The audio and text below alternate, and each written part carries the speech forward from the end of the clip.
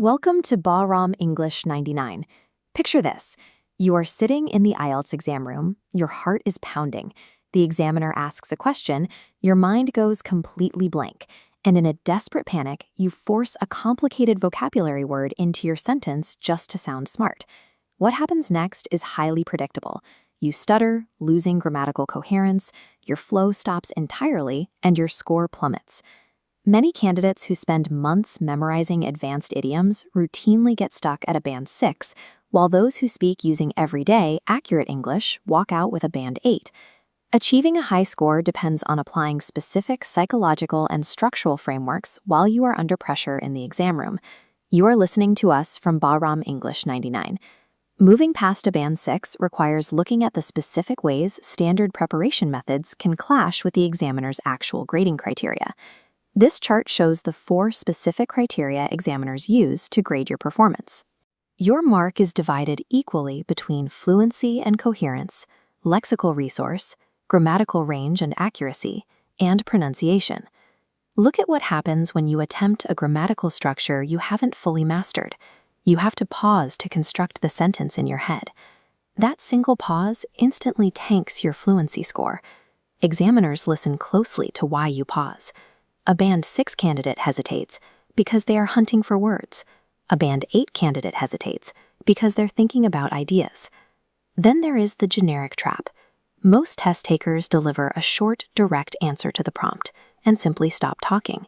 This leaves the examiner with very little language to actually evaluate. Trying to prove how many big words you know creates an unnatural, hesitant performance, and examiners are specifically trained to penalize that exact behavior.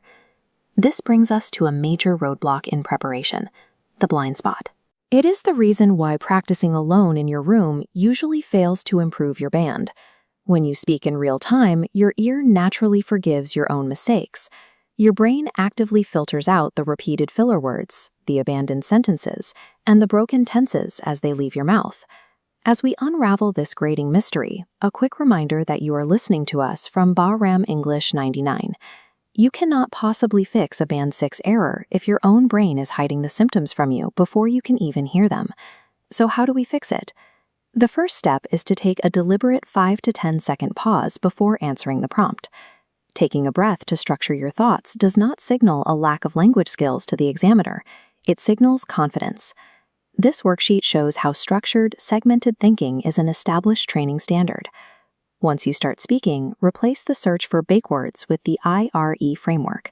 IRE stands for idea, reason, and example. If the examiner asks about reading, you start with the idea, I enjoy reading. You follow up with a reason, because it helps me unwind after work. Finally, you provide an example.